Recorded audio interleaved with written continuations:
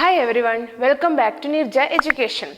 Today we are going to discuss the 12th chapter of Standard 10, that is electricity. The first part of this video already I have explained. If you haven't gone through that video, please go through that video for the continuation. So in this video we are going to discuss about the Ohm's law. This is a very important topic in this chapter. So many questions are coming from this topic. So before going to the Ohm's law, we will discuss about the conventional flow of current and actual flow of current. Here I have drawn one circuit diagram. This you can see, this is a circuit diagram. In this you can see that the flow of current they have indicated with the arrow mark. That means from positive terminal to the negative terminal. So this is known as the conventional flow of current. But you may have confusion that already in the previous video we have discussed that the current is due to the flow of electrons. Electrons means they will have negative sign. So the flow of current should be from negative terminal to the positive terminal, because here electrons are moving. So electrons are having the charge negative. So they have to move from negative terminal to the positive terminal. But here we have marked that this is moving from positive to negative. Why? Because already I told you that this is the conventional method. This is conventional. According to conventional, the current is flowing from positive to negative. The current will flow from positive to negative. Conventional, the meaning you know that the previously we are following, that is known as conventional. So at that time when we are thinking about the electricity and when the scientists were studying about the electricity, at that time they don't know which particle is moving. They know that it is due to the movement of charged particles, but which charged particles they don't know, whether it is positive charge or it is negative charge. At that time they know only about the positive charge. So they thought that it is the movement of this positive charge. So that is why they have marked this positive to negative. But actually they come to know that it is due to the movement of electrons. So this may become wrong one, because this is from positive to negative. But the actual current flows from where to where? Actual current flows from negative to positive. Then all these two, how it will match? Okay, how it will match? So the problem here is that current itself helped us. Why they helped us? Because current is a scalar quantity. Scalar quantity means it doesn't have any direction. If it is moving from positive to negative or negative to positive, no problem. It doesn't have any direction. It is a scalar quantity. So it come to true. So we are following the rules from previous. So that means conventionally the method that we are following here. So this is the conventional current, that is positive to negative means conventional current. We can tell that it is opposite to the flow of electrons. So I hope all of you are clear about this conventional current and actual current. Next we are going to discuss about Ohm's law. What is Ohm's law? That we will discuss next. So I have written the statement of Ohm's law here. So let's go through that statement first. What is the statement? The current passing through a metallic element is directly proportional to the potential difference across its ends, provided the temperature remains constant. What is the meaning? That you know that for the flow of current, the potential difference across the ends is necessary. So how much current will flow that conductor will depends on the potential difference. That means both are directly proportional. You know that the heating, how the wind is caused on the earth's surface, it is due to the uneven heating of the earth's surface. You know that uneven heating of the earth's surface, we can tell that the pressure difference is there in the earth atmosphere. That is why the flow of wind is there, or otherwise we can say that the wind is occurring due to this only. High the pressure means you know that the wind speed will be more. High pressure means the wind speed will be more. So the uneven heating more means the wind will flow. That means from higher concentration region to the lower concentration region. This is how the current is flowing through the conductor also. I told you that when the potential difference is there in the conductor, the current will flow.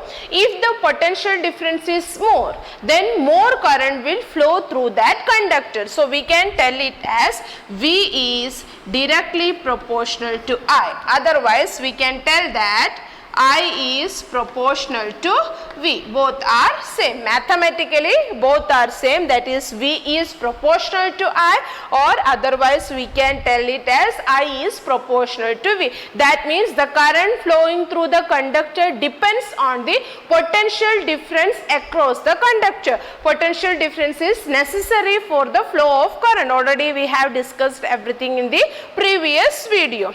So this is what Ohm's law states. Now we will see the mathematical derivation or mathematical expression for Ohm's law.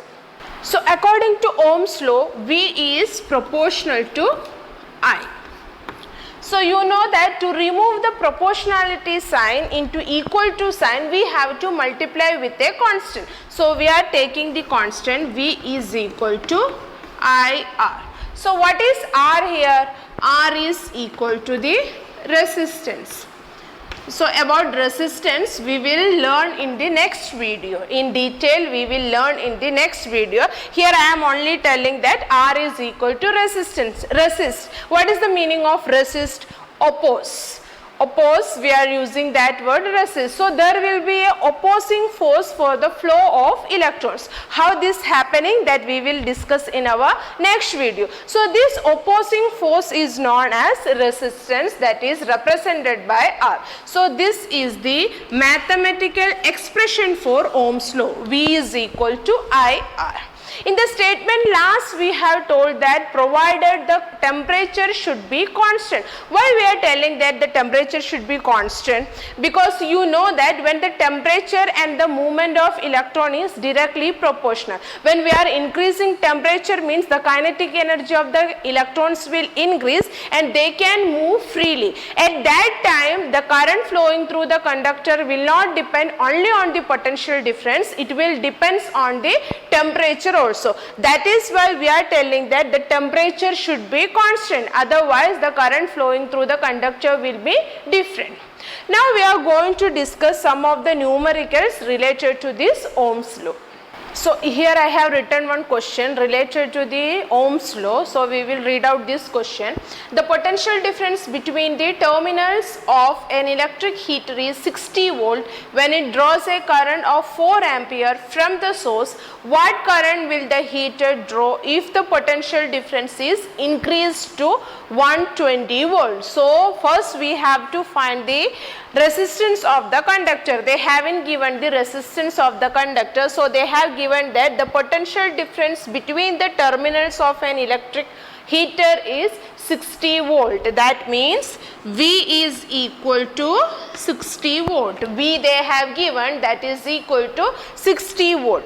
When it draws a current of 4 ampere, when it is taking current 4 ampere from the source, at that time the potential difference is 60 volt. That means I is equal to 4 ampere. So from this one you have to find the resistance of the conductor. It will be constant. So from this equation we will find the resistance. You know that V is equal to IR. So you know V and I. So R will be equal to V by I. V is 60 here and I is 4 here. So you will get 15 ohm. So this is the SI unit of resistance, that is ohm. So you are getting 15 ohm. Now again one question is there. What is the question? You have to find what current will the heater draw if the potential difference is increased to 120 volt. Now next what you have to do, what current will the meter draw if the potential difference is increased to 120 volt. Here we are going to increase the potential difference to 120 volt.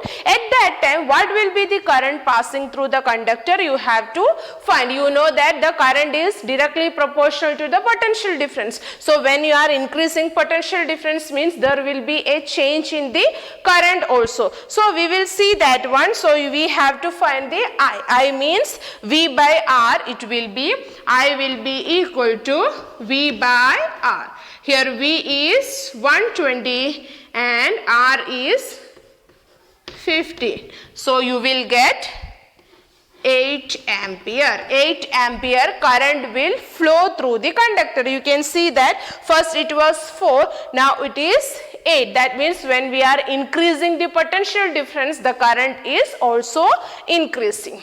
So that is all about the Ohm's law. I hope all of you have understood about this Ohm's law. Thank you all and have a nice day.